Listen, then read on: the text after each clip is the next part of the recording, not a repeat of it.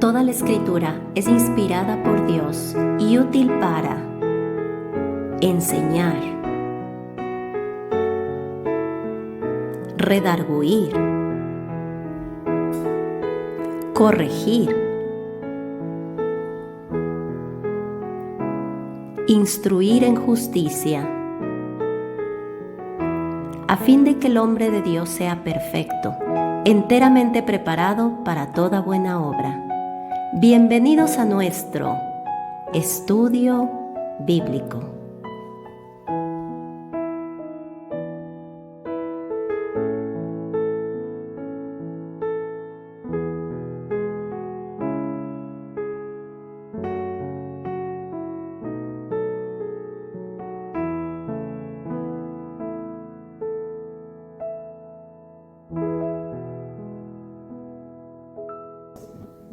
Vamos a comenzar nuestro estudio de hoy. Y estamos de regreso en Primera de Corintios. Estamos en el capítulo 8 de esta epístola a los Corintios. Y pues vamos a retomar nuestro estudio recordando un poco de lo que hasta ahora, pues por medio de esta epístola, Dios nos ha ido pues enseñando. Y como habíamos dicho desde el principio de este estudio de la epístola a los Corintios, es una epístola muy didáctica, digamos, ¿no?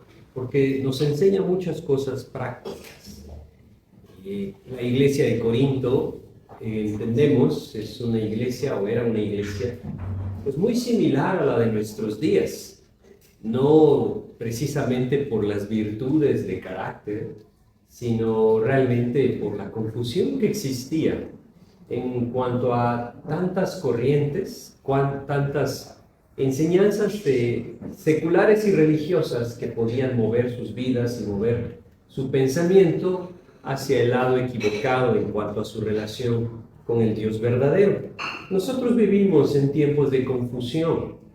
Esto nunca debe ser un pretexto para no vivir para Cristo, pero es algo que nosotros debemos estar conscientes. Vivimos en tiempos de confusión, tiempos en donde incluso la palabra de Dios, en lugares donde se tiene la libertad para transmitirla, pues está siendo torcida de muchas maneras o deliberadamente ignorada en algunos aspectos para poder enseñar o transmitir aquellas ideas que las personas pues buscan transmitir. Y esta epístola a los Corintios nos enseña mucho acerca de este tipo de circunstancias. Me refiero a la vida cristiana en medio de un mundo que produce confusión. Pero también nos enseña acerca de ese crecimiento espiritual que Dios busca en nuestras vidas. Hemos hablado, como esta epístola a los Corintios, nos menciona que estos creyentes eran creyentes carnales. Y por creyentes carnales se refiere a creyentes que no estaban andando en el Espíritu, sino que estaban viviendo, digámoslo de esta manera, su vida cristiana en sus fuerzas. Habían sido rescatados por Cristo, es decir, ellos habían nacido de nuevo, habían reconocido en Jesucristo al único y suficiente Salvador que ellos necesitaban de sus vidas, pero habían empezado entonces a desviar su corazón o su mente detrás de aquellas cosas que siempre habían sido parte de sus vidas. Y esto los tenía entonces en muchas circunstancias que los dividían. Habían seguidores de ciertos maestros, era una costumbre en su época, y ellos también habían atraído, o más bien trasladado esa manera de vivir al cristianismo. Cada uno había escogido su maestro preferido, unos habían escogido a Pablo, otros a Pedro, otros a Apolos, y decían, no, yo soy de Pablo, yo soy de Pedro, yo soy de Apolos. Y a través de esta epístola, pues Dios por medio del apóstol Pablo les está enseñando, este no es el camino. Esto estaba creando divisiones. Cada uno tenía su propia manera de ver ciertas cosas y la tomaba o la trasladaba a los demás como la única, cuando a través de su palabra Dios nos enseñaba el camino correcto. Estas divisiones estaban destruyendo no solamente la vida cristiana de la iglesia, sino que estaban destruyendo el testimonio de Cristo delante de los incrédulos. Y ese testimonio de Cristo estaba lastimosamente siendo pisoteado porque los creyentes andaban en la carne. Y había mucha confusión entonces, muchas cosas que estaban pasando y de las cuales hemos hablado.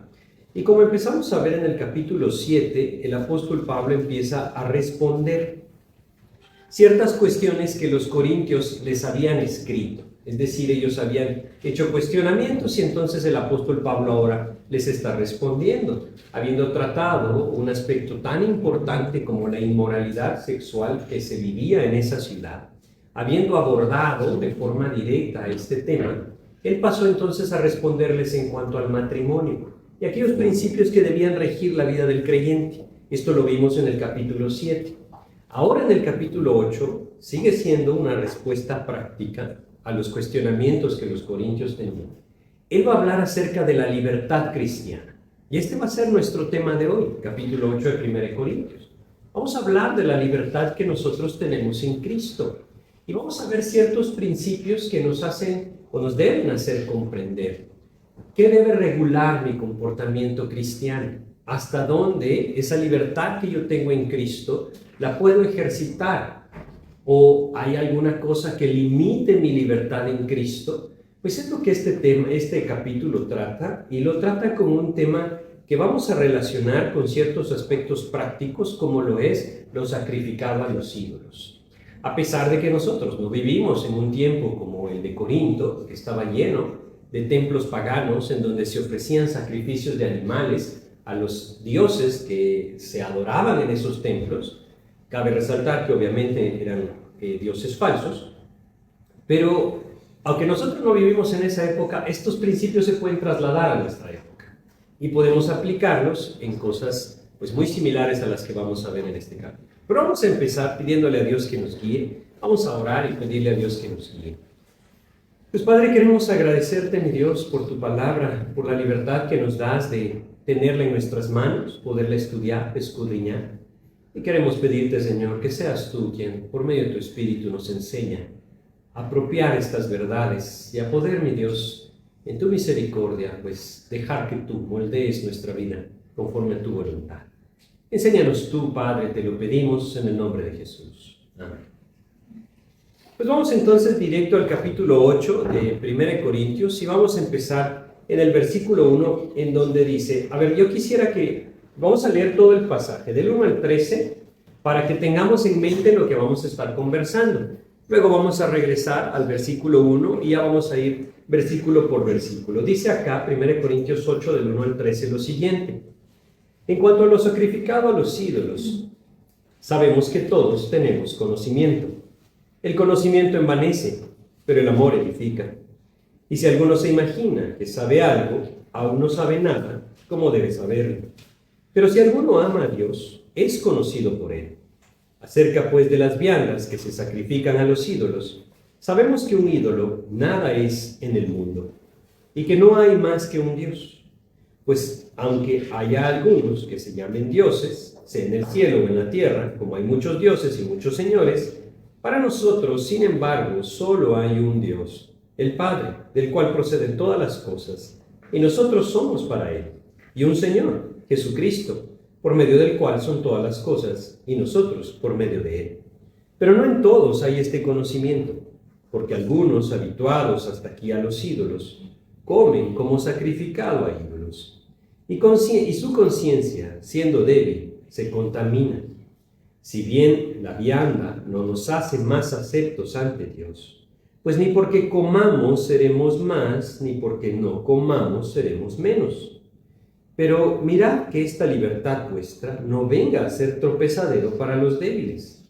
Porque si alguno te ve a ti, que tienes conocimiento, sentado a la mesa en un lugar de ídolos, la conciencia de aquel que es débil, ¿no será estimulada a comer de lo sacrificado a los ídolos? Y por el conocimiento tuyo se perderá el hermano débil por quien Cristo murió. De esta manera, pues, pecando contra los hermanos e hiriendo su débil conciencia, contra Cristo pecáis. Por lo cual, si la comida le es a mi hermano ocasión de caer, no comeré carne jamás, para no poner tropiezo a mi hermano. Bueno, este capítulo 8, como les decía, empieza a hablar de este tema, la libertad en Cristo, la libertad cristiana. Y vamos a ver el mismo tema en los capítulos 8, 9 y 10. En este capítulo tenemos los principios de esa libertad del actuar del creyente. En el capítulo 9 vamos a ver cómo el apóstol Pablo nos da el ejemplo de su propia vida en cuanto a la aplicación de estos principios. Y en el capítulo 10 vamos a ver algo que nos traslada al ejemplo del pueblo de Israel y nos advierte acerca de la idolatría, pero es el mismo principio sobre la libertad cristiana ejemplificado en el pueblo de Israel. Entonces vamos a empezar con el capítulo 8 hoy y vamos a regresar al versículo 1. Fíjense cómo él dice: en cuanto a lo sacrificado a los ídolos, sabemos que todos tenemos conocimiento. El conocimiento envanece, pero el amor edifica. Hay que hablar un poco del trasfondo de lo que estos creyentes vivían para comprenderlo. Él dice en cuanto a lo sacrificado a los ídolos. Él está respondiendo preguntas que ellos le han hecho. ¿Qué era esto de lo sacrificado a los ídolos? Bueno, la ciudad de Corinto, estando en esa península que hoy es Grecia, ¿no? En esa región de Acaya, conocida como Acaya en ese tiempo, estaba tremendamente influenciada por la civilización griega. Los romanos ahora gobernaban toda la región, pero los romanos habían apropiado las mismas costumbres, en muchos de los casos, de los dioses griegos. Y esta ciudad estaba llena de templos paganos. Había mucha adoración a estatuas, a ídolos, y cada una de estas adoraciones, como vimos antes, incluía ese libertinaje sexual. Es decir, estaba ahí ese famoso templo que tenía 1000 prostitutas, como la historia nos cuenta, en donde las personas llegaban y participaban de todos estos rituales. Pero había algo más que se llevaba a cabo en estos templos, y era el sacrificio de animales. Las personas llevaban sus animales, llevaban sus toros, llevaban sus vacas, llevaban sus corderos, llevaban todo tipo de animales y eran sacrificados a estos ídolos para buscar supuestamente el favor de estos dioses falsos. Cuando ellos hacían esto, había mucha carne entonces que estaba a disposición de la población. Entonces lo que pasaba era que estos animales que habían sido sacrificados a estos dioses paganos o a estos ídolos no se podía desperdiciar. La persona que ofrecía el sacrificio, si pedía algo, era entregado a esta persona, pero de todos modos le iba a sobrar mucha carne. Las personas que administraban, llamémoslo así, estos templos, también tenían su parte, pero de todos modos sobraba mucha carne. Y lo que hacían entonces era muy sencillo: tomaban esta carne y la vendían en las carnicerías de los templos paganos. Las personas llegaban, compraban esta carne y la distribuían en los mercados. Es más, hay evidencias arqueológicas de que en muchos de estos templos existían comedores, en donde las personas directamente llegaban y participaban, o más bien compraban esta carne y ahí mismo era preparada y ellos mismos ahí comían. A esto se está refiriendo el apóstol Pablo cuando él dice en cuanto a lo sacrificado a los ídolos. Todo aquello que tenía que ver con los animales que eran ofrecidos a los ídolos, y luego la carne entonces era vendida para consumo de toda la población. No importa que no hayan ellos ofrecido, cualquiera podía llegar, podía comprar, podía comer. Pero aquí tenemos entonces un conflicto en el corazón de los creyentes. ¿Por qué? Primero que todo debemos comprender que la iglesia de Corinto estaba compuesta tanto por judíos como por gentiles. Para el judío esto era abominable, porque él había aprendido esto desde la niñez en las sinagogas. Aún habiéndose convertido a Cristo, sus raíces estaban tan fuertes que para él era abominable participar de cualquier cosa que hubiera sido sacrificada a un ídolo. Es más, muchos de los animales que eran sacrificados los judíos ni siquiera los comían. Pero también habían gentiles que en su vida pasada, y con esto me refiero antes de haberse convertido a Cristo, antes de haber nacido de nuevo, participaban también de estos rituales y ellos mismos participaban de estos sacrificios. Ahora se habían convertido a Cristo. ¿Qué debían hacer? Debían seguir teniendo esa libertad de comer todo tipo de carne. Debían ellos seguir teniendo esa libertad de sentarse en estas mesas de los templos paganos. O ahora que habían venido a Cristo, ellos debían rechazar esto por completo y verlo como algo abominable y abstenerse de todo este tipo de cosas. Bueno, ese es el tema que él va a tratar en este capítulo 8. Nosotros, como les repito, específicamente no nos encontramos en esa posición, pero sí hay muchas cosas en la vida del creyente que pueden asemejarse a esto. Muchos de nosotros, al salir de nuestra vida de pecado, y con esto me refiero, al haber venido a Cristo y haber nacido de nuevo, dejamos atrás una vida de costumbres, una vida de rituales o incluso una vida de pecado deliberado. Y hay muchas prácticas que nos recuerdan o nos atraen, nos llevan de regreso a esos días en los que no vivíamos en Cristo. Y esto puede producir un conflicto en nuestro corazón y relacionar directamente cierto tipo de prácticas, costumbres o incluso tradiciones con aquella vida que nosotros teníamos antes de Cristo. Y producir esto en nuestros corazones un rechazo y decir, jamás el creyente debe participar de estas cosas. Ahora, el tema en este punto es la libertad cristiana. ¿Hasta dónde estoy yo libre en Cristo para participar de todo? Yo quisiera que lo entendiéramos de una forma muy sencilla. En Cristo tenemos libertad. Hemos sido hechos libres por Él. Pero en la medida que nosotros crecemos en nuestra comunión con Cristo, podemos ir comprendiendo mejor esa libertad. Y no solamente ejercitándola en nuestras propias vidas, sino también transmitiéndola hacia la vida de los demás. Hay cosas que se pueden asemejar a esto que yo les menciono de los ídolos, y podríamos mencionar algunas, y no vamos a tocar aquí el tema si son correctas o no son correctas, vamos a ir avanzando en esto. La Biblia nos menciona cosas que deliberadamente son contrarias a los principios del Señor. Pero hay cosas dudosas, podríamos decir. Quiero ponerles un ejemplo, solo para tocar el ejemplo y para que tengamos la idea a qué me estoy refiriendo. ¿Puede el creyente tomarse una copa de vino, por ejemplo? Como un aperitivo, ¿puede tomarse una copa de vino? Bueno, ese es el tema. Yo no les voy a decir hoy si esto es correcto o no es correcto. Cada uno de nosotros debe ir a la palabra de Dios. Por supuesto, la palabra de Dios nos dice que embriagarse es equivocar. Nos dice claramente que emborracharse es contrario completamente a la palabra de Dios y que es una obra de la carne. Pero cualquiera podría decir, pero yo no me voy a emborrachar, solo voy a tomar una copa de vino. Ahí está el detalle. Este es el punto a contemplar. Cierto tipo como este ejemplo. O, por supuesto, si usted me pregunta, yo no tomo ni una sola copa de vino, pero cada uno de nosotros debe ejercitar la libertad en el principio que Dios le enseña a través de la palabra. Ahora, ¿qué pasa con otro tipo de cosas, como las comidas, por ejemplo? ¿Podemos nosotros comer buñuelos en el tiempo de Semana Santa? ¿Podemos nosotros participar o comer de algún tipo de fiambre cuando se prepara en alguna tradición de nuestro país? ¿Qué pasa con todo este tipo de cosas? Este es el tema de este pasaje. Y vamos a ir viendo poco a poco y tratemos de irlo relacionando, cada uno de nosotros, conforme a lo que Dios nos va permitiendo conocer. Vamos a regresar al 8.1 porque no hemos todavía avanzado nada, ¿verdad? Pero dice lo siguiente. En cuanto a lo sacrificado a los ídolos, sabemos que todos tenemos conocimiento. El conocimiento envanece, pero el amor edifica. Aquí el apóstol Pablo hace un pequeño paréntesis que nos ayuda muchísimo a comprender. Y él dice, ¿qué pasa con lo sacrificado a los ídolos? Bueno, todos sabemos sobre esto, dice. Pero entonces hace un paréntesis y dice, ojo, el conocimiento envanece, el amor edifica. Y esto nos permite comprender muchísimo lo que él va a decir. Dice el versículo 2, y si alguno se imagina que sabe algo, aún no sabe nada, como debe saber. Y el versículo 3, pero si alguno ama a Dios, es conocido por él. Vamos a empezar con este tema, espero que podamos terminarlo todo, pero vamos a empezar con este tema.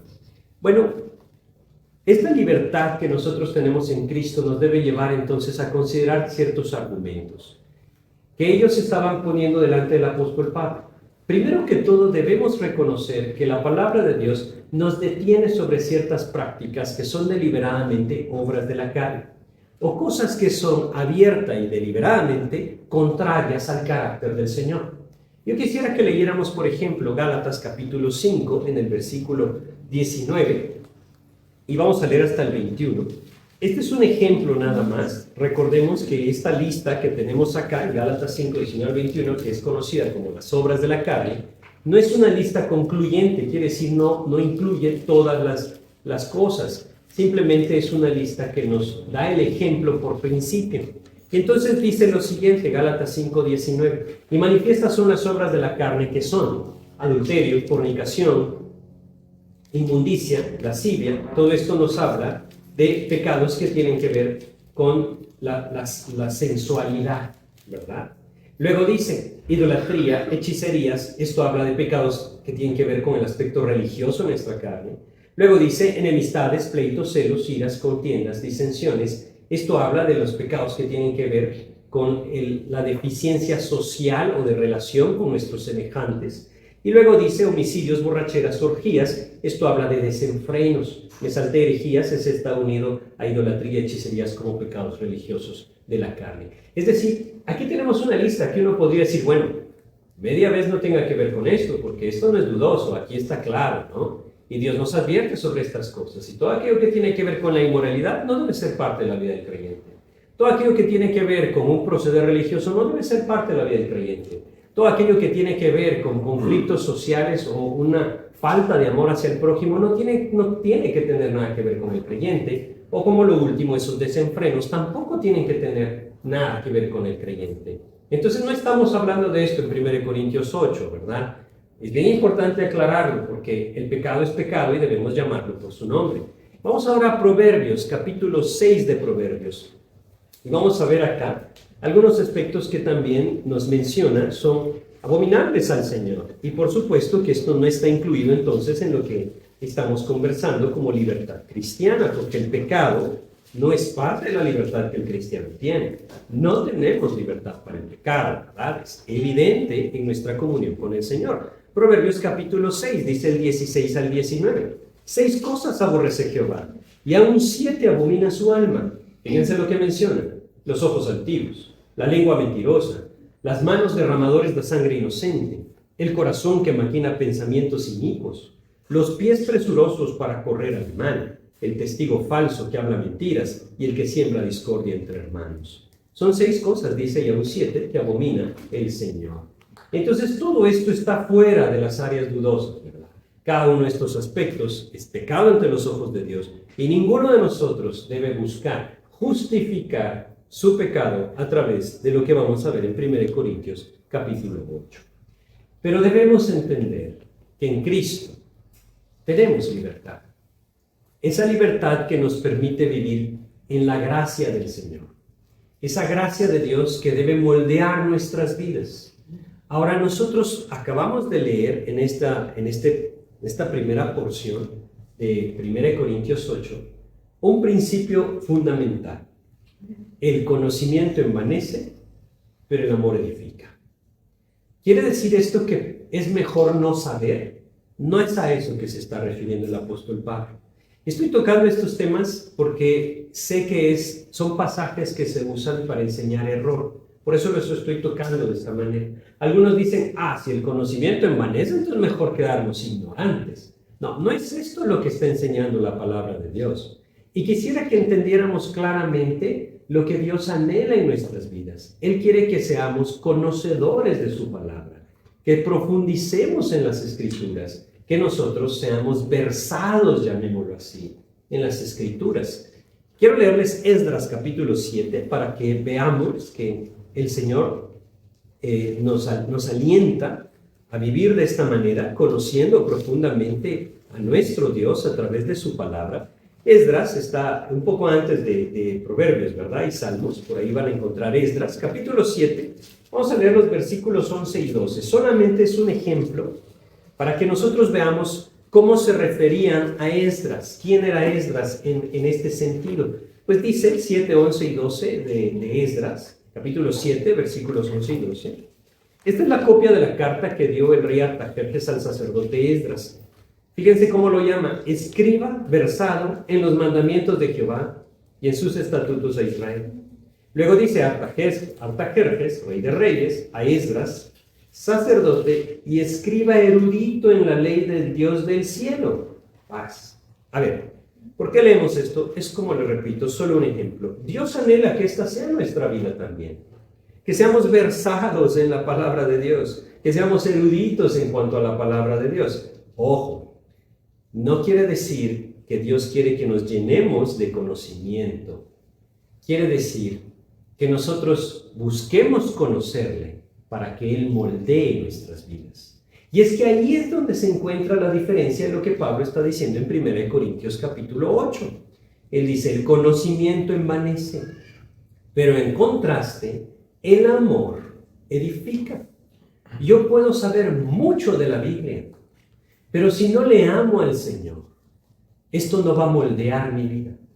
Yo puedo saber muchísimo sobre las Escrituras, sobre la historia de la iglesia. Puedo ser un doctor en lo que ustedes quieran, en teología, en Biblia, en lo que sea. Y mi vida puede no tener nada que ver con Cristo. Esto es muy común en nuestros días. Personas que son muy versadas, muy conocedoras de la historia, de la teología o incluso de alguna u otra manera de los principios que la palabra de Dios enseña. Pero sus corazones están lejos del Señor. Y sus corazones lejos del Señor no dejan entonces que sean moldeados por el conocimiento que Cristo les está mostrando. Eso es a lo que Pablo se está refiriendo. Él dice, el conocimiento envanece. El conocimiento que envanece es aquel que no produce amor al Señor. Eso es lo que él está diciendo. Porque el contraste es, el amor edifica. Si yo me lleno de conocimiento, pero este conocimiento, lejos de llevarme a amar más a mi Señor, me llena de jactancia o me envanece, lo único que estoy produciendo es error en mi vida. Eso es lo que él está diciendo. A ver, digámoslo de esta manera. Yo puedo leer la Biblia abundantemente todos los días, pero si esto no me está llevando a amar al Señor y que mi vida sea moldeada entonces por su Espíritu, me estoy envaneciendo. O ya estoy envanecido. Vamos a ir a Juan capítulo 14 y leamos lo que el Señor Jesucristo dijo de esto. Ahora, obviamente, la palabra de Dios va a producir fruto, pero debemos entender que el corazón endurecido no puede ser edificado, el corazón orgulloso no puede ser moldeado por el Señor.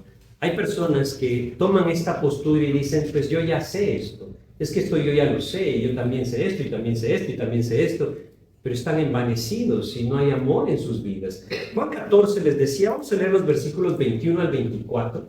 Fíjense lo que el Señor Jesús enseña sobre esto. Dice, el que tiene mis mandamientos y los guarda, ese es el que me ama. Fíjense, no habla solamente de saberlos, habla de guardarlos, habla de vivir conforme a la palabra.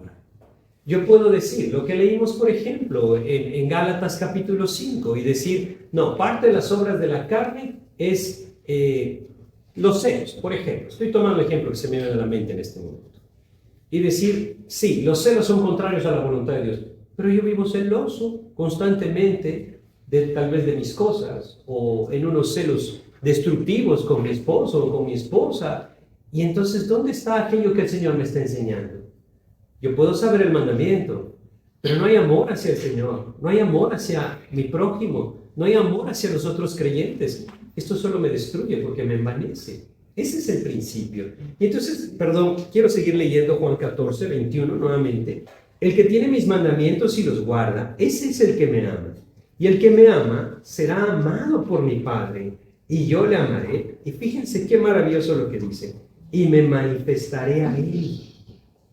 Tantas veces que el creyente vive buscando conocer la voluntad de Dios. ¿Qué será lo que Dios quiere para mi vida en esto?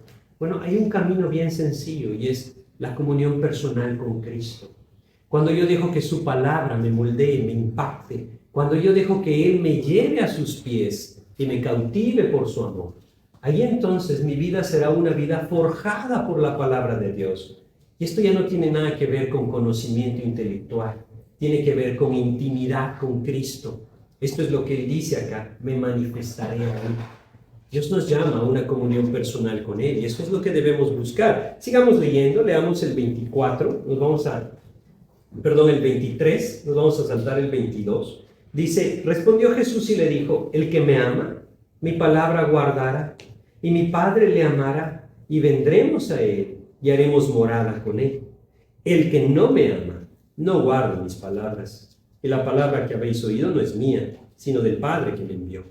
Así es que lo que el apóstol Pablo está diciendo es según la enseñanza de nuestro Señor Jesucristo. Él dice, el conocimiento envanece. En contraste, es el amor el que edifica. Les decía que en estos capítulos vamos a ver esa norma de conducta del creyente. Y como estamos viendo acá, empezamos a ver este primer principio.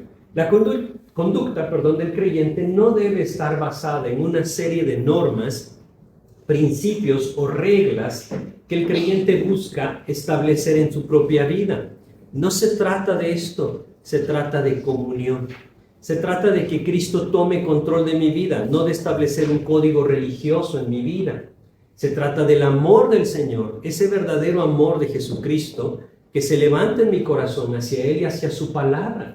De eso se trata. Ahí entonces mi vida es transformada. Porque debemos entender que el amor moldea la vida en base al conocimiento que el Señor nos da. Por eso es que también debemos crecer en conocimiento.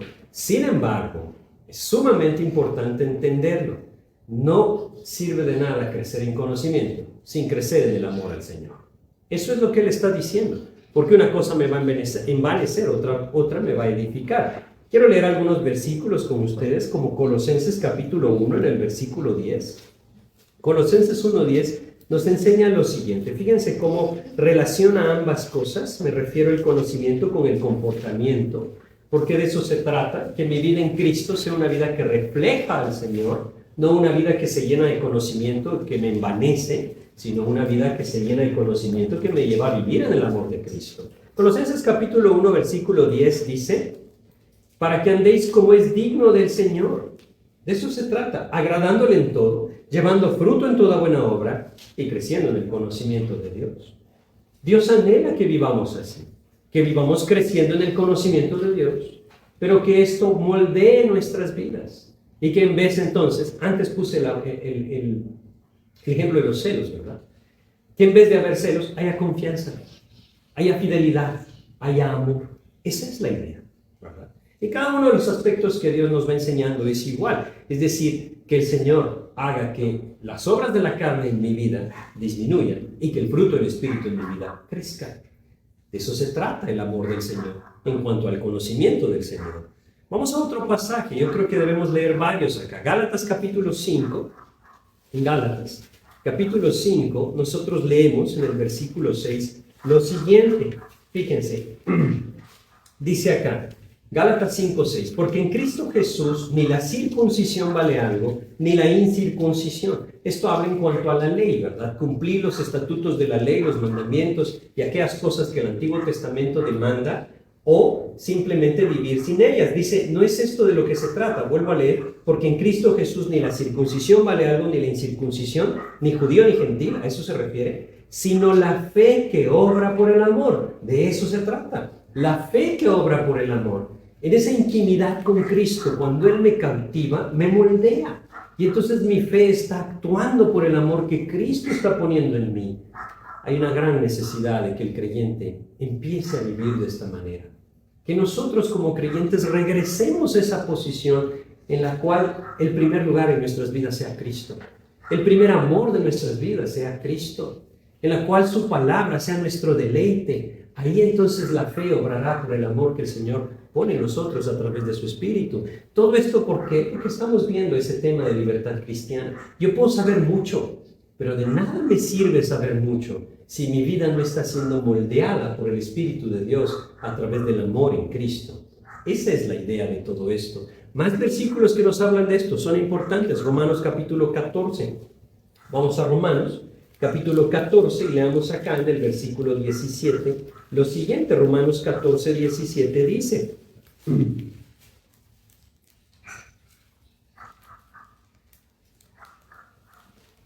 Romanos 14, 17. Porque el reino de Dios no es comida ni bebida, sino justicia, paz y gozo en el Espíritu Santo. Es una vida verdadera, una vida de justicia, es una vida de integridad, una vida de paz, es una vida de fruto interno en el corazón a través de la presencia del Espíritu de Dios. Y una vida de gozo es una vida que vive en la gracia del Señor. No se trata de lo que hago, de lo que dejo de hacer, se trata de lo que Cristo está obrando en mi corazón para llevarme a vivir conforme a su voluntad. De eso se trata.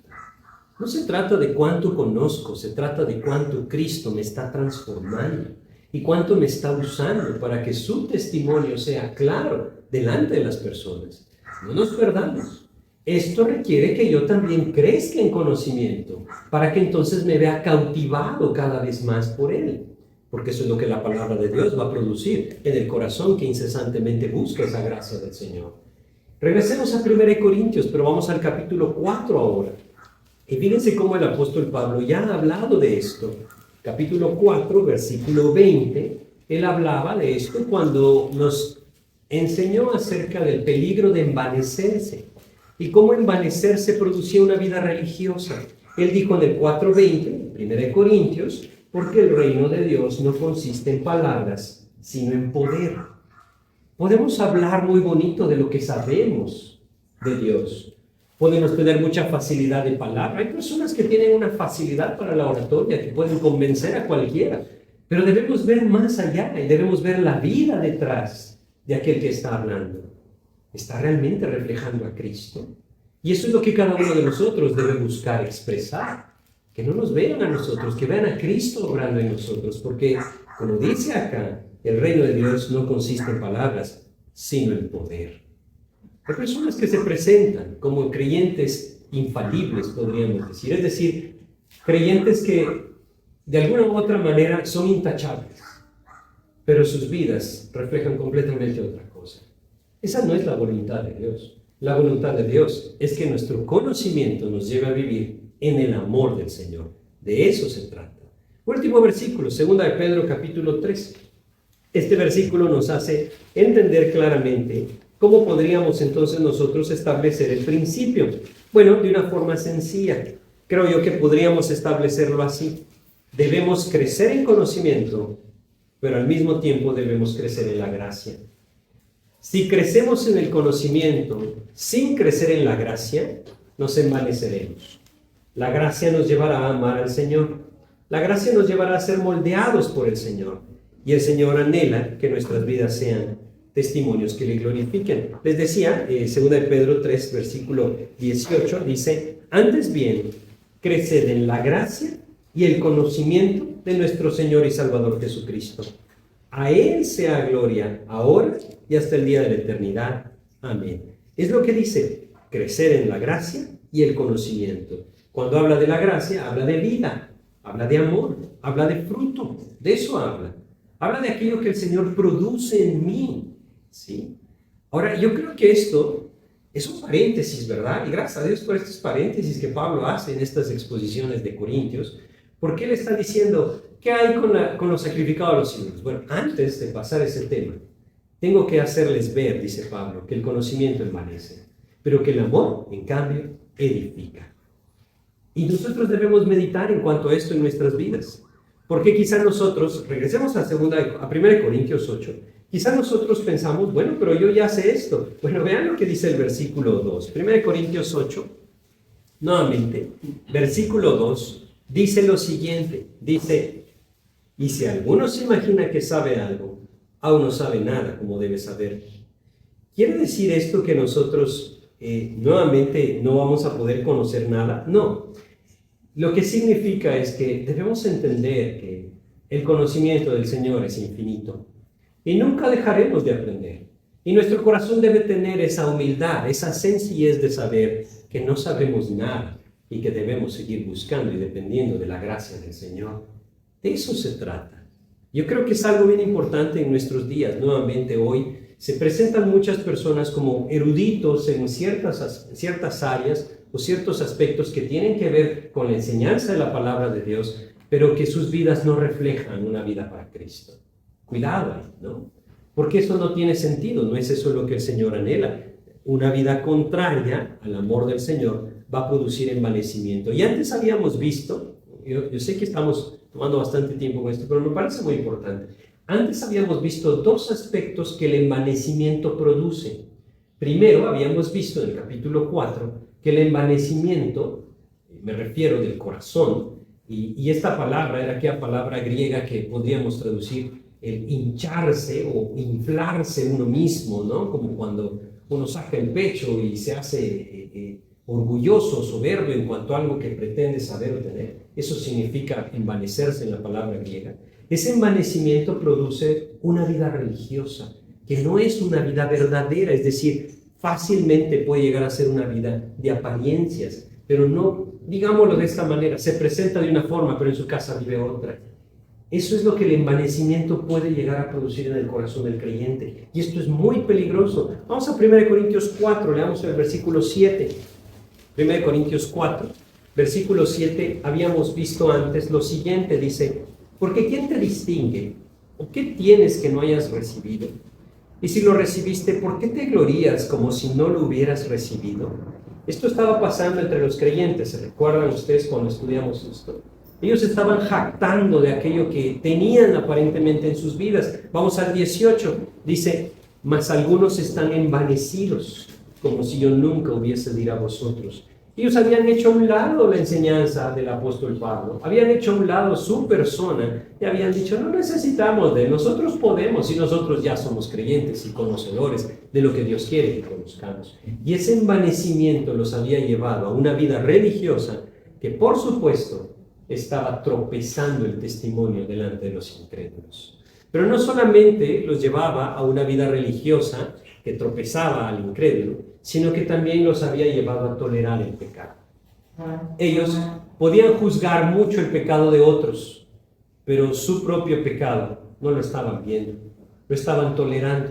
Y en el capítulo 5 nosotros leímos en el versículo 2 lo siguiente, y vosotros estáis envanecidos, ¿no debierais más bien haberos lamentado para que fuese quitado de en medio de vosotros el que cometió tal acción? ¿Recuerdan ustedes cuando estudiamos esto? Veíamos, había un pecado deliberado en medio de ellos y ellos no hacían nada, no pasaba nada, estaban tolerando el pecado. Eso es fruto del envanecimiento.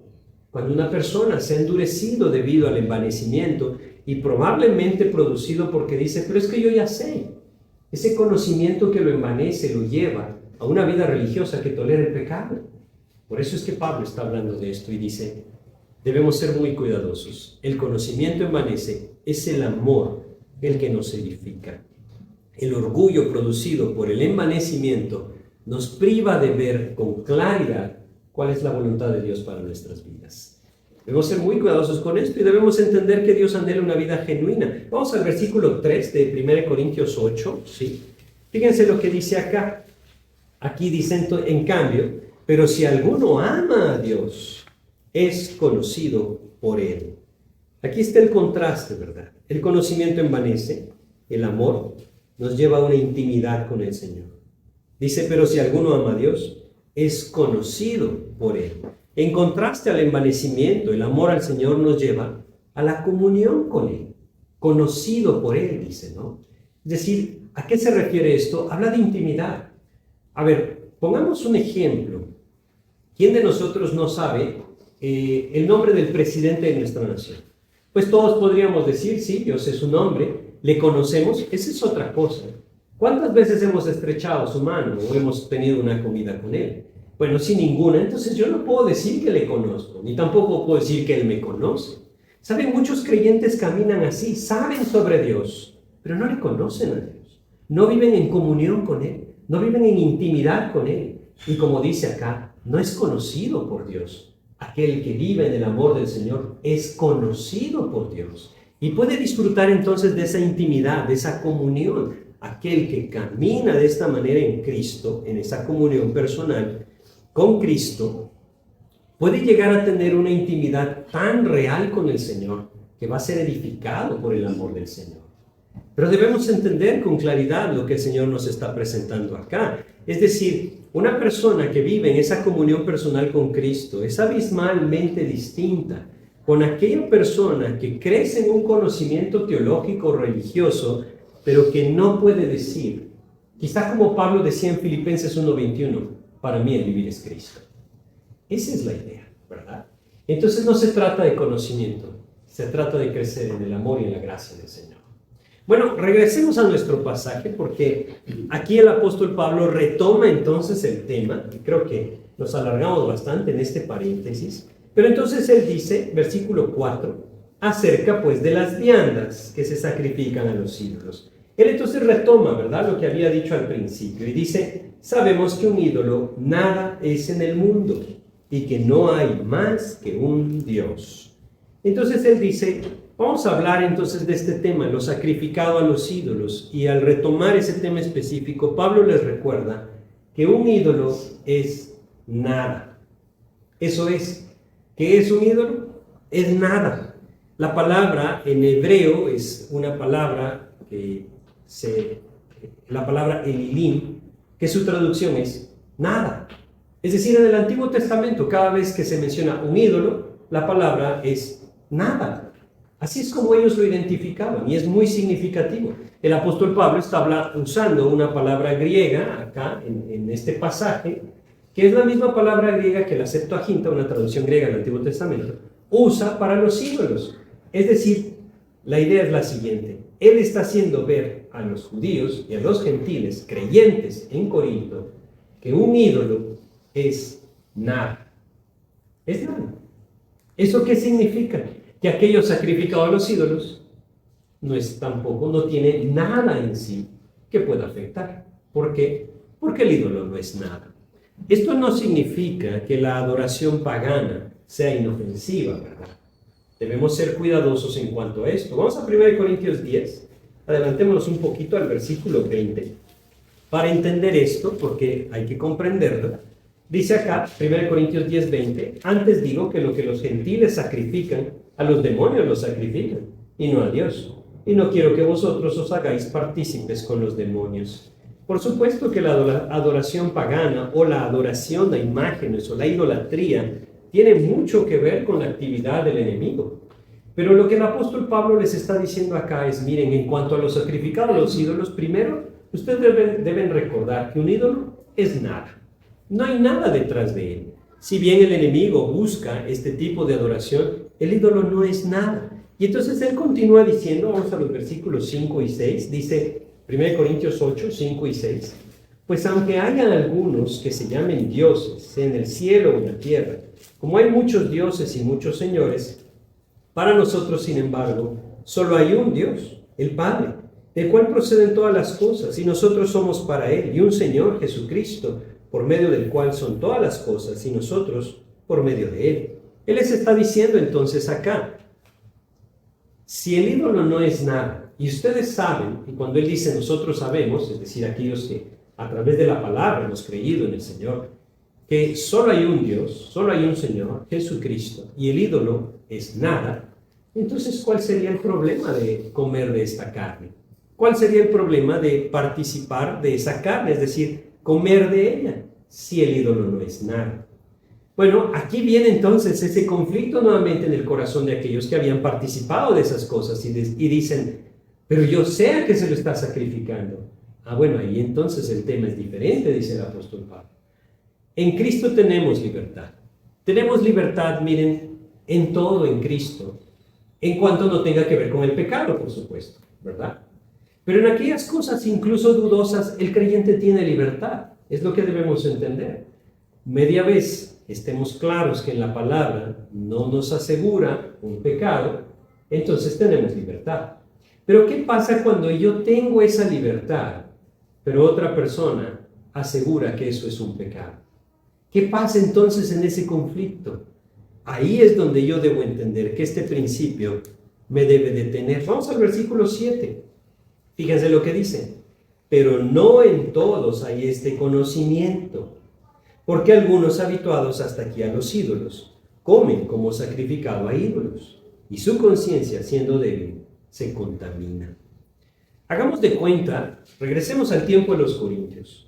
Hagamos de cuenta que hay una persona que se convirtió a Cristo, ¿sí? Y entonces es invitada a un banquete, a un almuerzo, digamos, como hablamos nosotros. Y entonces llega y se da cuenta que el lugar en que le citaron es a la par de un templo pagano. Y él, antes de haberse convertido a Cristo, había asistido a ese templo pagano a ofrecer sus sacrificios. ¿Cómo se sentiría en su corazón? Él diría, no, yo no me puedo volver a sentar ahí. Eso es lo que él está diciendo, ¿verdad? Va a producir un conflicto en aquel para quien antes de venir a Cristo eso era un conflicto. Eso es lo que está diciendo. Y entonces el apóstol Pablo dice, momento, ahí debemos detenernos. Y ahí la libertad que nosotros tenemos en Cristo ya no debe velar por nosotros. Ya no debemos actuar de esa manera y decir, pues yo tengo libertad de comer donde yo quiera. No, momento, ahí puedes afectar la vida espiritual de tu hermano en Cristo. Y hasta ahí llegó tu libertad. Ya no puedes ir más adelante en cuanto a esto. ¿Por qué? Porque entonces vas a hacer tropiezo. Miren, hay muchas cosas hoy en día, y yo creo que, como les repito, vivimos en tiempos en donde la iglesia es muy similar a la iglesia de Corinto, y no me refiero a nuestro lugar de reunión, me refiero en general a la iglesia en todo el mundo. ¿Por qué? Porque cosas que en un tiempo se veían deliberadamente equivocadas, hoy han ido entrando dentro de la vida del creyente, llamémosle. Pero hay cosas que han sido distintas. Yo quiero ponerles un ejemplo. Hace muchos años vivieron dos hombres de Dios, y realmente que eran hombres de Dios. Uno estaba en el viejo continente, llamémoslo, era Charles Spurgeon, y otro estaba en el nuevo continente, era D.L. Moody. Ambos vivieron en un tiempo, eran contemporáneos. Uno de ellos, en ese tiempo, recuerden ustedes, no sé si ustedes sabían esto, pero cuando empezó a fumarse el tabaco, decían que tenía aspectos beneficiosos para la salud.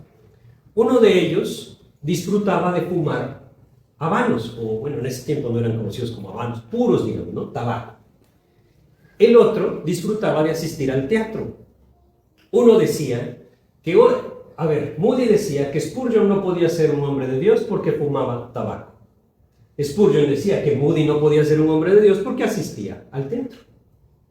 Ahora, ¿hacía esto a uno más espiritual que a otro? No.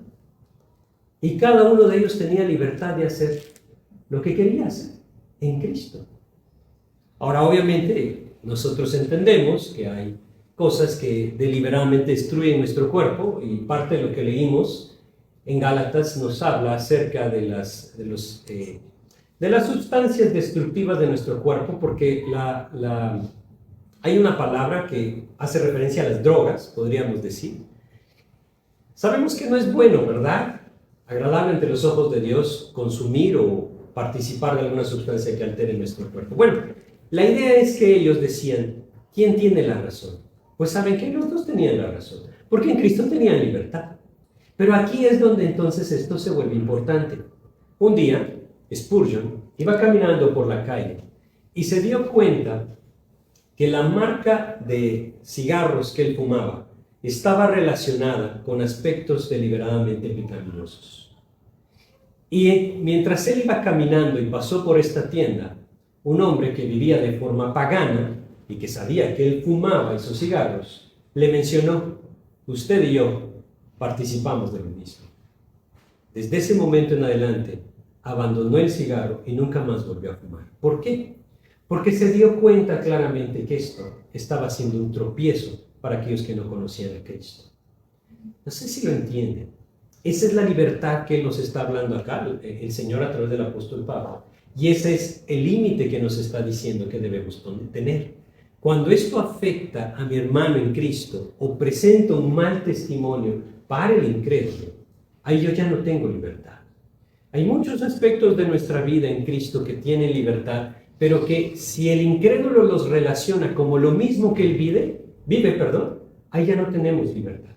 Porque la vida del creyente debe ser presentada como una vida nueva, que ha abandonado aquellas cosas del mundo. Y si aquellas cosas del mundo siguen ligadas a mi nueva vida en Cristo y el incrédulo las relaciona con lo que él vive, estoy siendo tropiezo. Y esa no es la voluntad de Dios. Es ahí en donde, a pesar de que yo tengo libertad en Cristo, yo debo velar por el testimonio del Señor en mi vida. Y debo velar por no ser tropiezo a aquellos que tienen un conflicto con esto en sus vidas o en sus corazones. Es lo que él está diciendo acá. Es por eso que debemos entender lo siguiente. Yo quisiera que fuéramos a Romanos 14, ¿sí? Y vamos a leer acá varios versículos. Romanos 14, empecemos con el 14. Fíjense cómo dice. Romanos 14, 14.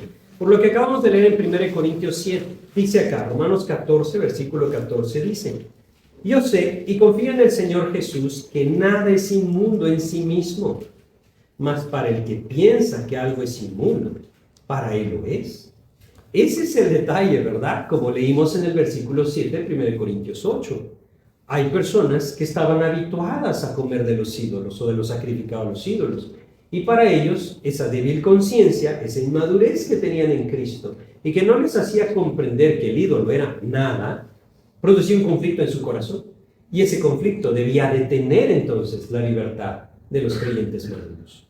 Aunque él dice acá, vamos al 22 y 23 de Romanos 14, 22 y 23, él dice acá: tienes tu fe, tenla para contigo delante de Dios. Bienaventurado el que no se condena a sí mismo en lo que aprueba, pero el que duda sobre lo que come es condenado porque no lo hace con fe, y todo lo que no proviene de fe es pecado. A ver, lo que él está diciendo es: momento, si esto te produce un conflicto, no lo hagas. Simplemente no lo hagas. ¿Por qué? Porque si hay un conflicto en tu corazón, entonces no tienes esa libertad clara en Cristo. No lo hagas. Así de sencillo debe ser, ¿verdad? Ahora, ¿puedo yo tener libertad de hacerlo? Sí. Pero hay otro principio que vamos a leer. Vamos a 1 Corintios. Regresemos al capítulo 8 de 1 Corintios.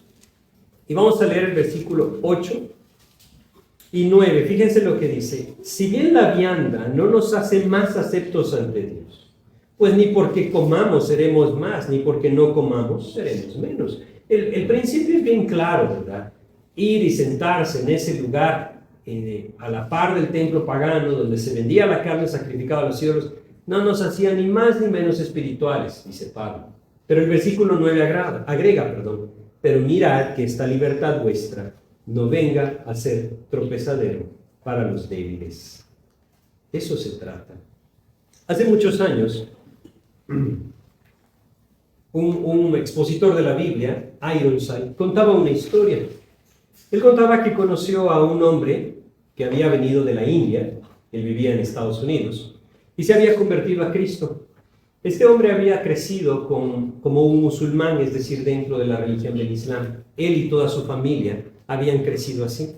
Él era el único de su familia que se había convertido a Cristo. Estaban en una reunión de la iglesia, es decir, en donde se estaba exponiendo la palabra, y después tuvieron un tiempo de compañerismo, y mientras ellos estaban ahí, pasó una jovencita ofreciéndoles bocadillos, sándwiches, ¿no? Panes. Ironside tomó algunos de ellos, y esta persona, este creyente, que provenía de la India, que había sido musulmán, le preguntó a esta jovencita: ¿de qué son tus panes? Y ella dijo: tengo de cerdo, y no recuerdo la otra cosa que le mencionó. Y él le dijo: ¿tienes alguno de cordero? Y él dijo: no. Ella le dijo: no. Y entonces él le dijo: está bien por mí, yo no voy a tomar. Y entonces ella le respondió: pero ahora que usted está en Cristo, ya no tiene sentido que usted se guarde de ciertas comidas. A lo que él le dijo: quiero contarte que cada año yo voy a la India y me reúno con mi padre. Cada vez que llego a su casa y los sirvientes anuncian mi llegada, la primera pregunta que mi padre me hace es: dime, ¿esos infieles te han hecho participar de carne que nosotros no comemos? Yo quiero tener la libertad de decirle no, para luego poder hablarle de Cristo. Es un buen ejemplo, porque hay cosas que yo tengo libertad, pero que debo detenerme, no porque no tenga libertad, sino por el testimonio del Señor, por la libertad para otros hacia Cristo. Eso es lo que yo debo tener, ese cuidado. Digámoslo de esta manera: si hay algo en mi vida que las personas que no conocen a Cristo puedan ver y decir: somos iguales, momento, ahí quizás sea un buen punto para decir hasta dónde debe llegar esta libertad que tengo en esto en mi vida. Porque esto puede ser de tropiezo. Y esto es lo que el apóstol Pablo continúa enseñando. Creo que vale la pena que leamos los últimos versículos. Vamos a leer desde el 10 hasta el 13. Dice: porque si alguno te ve a ti, que tienes conocimiento, sentado a la mesa en un lugar de ídolos, la conciencia de aquel que es débil, ¿no será estimulada a comer de lo sacrificado a los ídolos? Y por el conocimiento tuyo se perderá el hermano débil por quien Cristo murió. De esta manera, pues, pecando contra los hermanos e hiriendo su débil conciencia, contra Cristo pecáis. Por lo cual, si la comida le es a mi hermano ocasión de caer, no comeré carne jamás, para no poner tropiezo a mi hermano. Ese es el punto, ese es el detalle. En una ocasión, a un maestro de la Biblia le ofrecieron en una casa que llegó de creyentes una copa de vino. Y le dijeron incluso la cosecha que era y lo especial que era esa botella. Y él dijo, muchas gracias, yo no tomo. Y entonces le cuestionaron el asunto y le dijeron muchos argumentos por los cuales él tenía esa libertad. Y él dijo, por supuesto que yo tengo libertad, pero quiero evitar que mañana ustedes puedan tener la libertad de decir, tal persona se tomó una copa de vino conmigo. ¿Por qué? Porque esto significa que alguien lo puede usar como un pretexto y decir, si el predicador lo hace, yo también lo puedo hacer. Y entonces él decía, yo sé que me tomaré una copa y no me embriagaré, pero no sé si mi hermano puede hacer eso. Y esa libertad es la que, más bien, perdón, ese peligro es el que debe de tener mi libertad. Eso es lo que él está tocando en este tema. A mí se me hace algo muy importante y muy práctico, porque hay temas, ¿cómo decirlo? Hay temas que son controversiales dentro de la vida del cristiano, ¿no? Puedo hacer esto otro, puede el creyente participar de esto, puede ir a tal lugar. Miren, en Cristo tenemos libertad, pero estos son los principios que debemos observar. Debemos darnos cuenta. La conciencia de los demás creyentes es débil. ¿Puedo ser tropiezo para ellos? ¿El conocimiento de los demás creyentes realmente comprende la libertad en Cristo? ¿Puedo ser tropiezo para ellos? Y como estamos viendo, lo último, que es lo más importante realmente, entender que al ser tropiezo estoy pecando contra Cristo. Y entonces mi libertad me está llevando al pecado. Debo tener mucho cuidado en cuanto a esto. Son aspectos que vamos a continuar contemplando en los capítulos 9 y 10, como les decía antes, porque en el capítulo 9 el apóstol Pablo pone el ejemplo de su vida aplicando estos principios. Entonces vamos a seguir viendo todavía estos principios. Pero vamos a detenernos ahí. Yo creo que una de las cosas que debe quedar hoy en nuestra mente es que de nada sirve el conocimiento si este no me lleva a vivir por amor. Es decir, yo bien podría decir, no me importa lo que otros piensen, yo tengo libertad de hacer esto, ahí yo estoy envanecido. Y ese envanecimiento me lleva a pecar delante de Cristo. Yo debo vivir en el amor del Señor, esa comunión íntima con Cristo que moldee mi vida, no por reglas religiosas, sino por el fruto de su Espíritu en mi corazón. Ahí mi vida tendrá la libertad de vivir en la gracia de Dios. Otro aspecto que yo quiero mencionarles antes de terminar es que esto no significa que debemos vivir en apariencia. Es decir, no significa que entonces lo puedo hacer entre tanto que nadie me vea. No, esto es vivir hipocresía, ¿verdad? Y lo que nosotros necesitamos simplemente es vivir en el amor del Señor que nos lleve a dar pasos firmes en los principios que Cristo me da libertad. Esa es la idea. Pues vamos a terminar con una oración. Padre, te queremos agradecer, mi Dios, por tu palabra. Agradecerte por aquellas cosas que tú nos dejaste, Señor, escritas para nuestra enseñanza. Y pedirte, Señor, que tú nos des la gracia y la sabiduría de poder apropiar cada una de estas cosas conforme a tu voluntad. Te agradecemos, Padre, porque sabemos que tú nos has hecho libres al haber dado tu vida en la cruz por nosotros, haber derramado tu sangre y cubierto, Señor, la culpa de nuestros pecados. Nos has hecho libres, Señor, una libertad maravillosa para vivir para ti. Enséñanos a apropiarla, mi Dios, de tal manera que sea de edificación para los demás y no de tropiezo. Y permítenos, Señor, sobre todo, no vivir envanecidos pensando que tenemos cierto conocimiento, sin dejar que tú transformes nuestras vidas y nos moldees a vivir en tu amor. Guíanos tú, Señor. Te lo pedimos todo esto agradecidos contigo en el nombre de Jesús. Amén, Señor.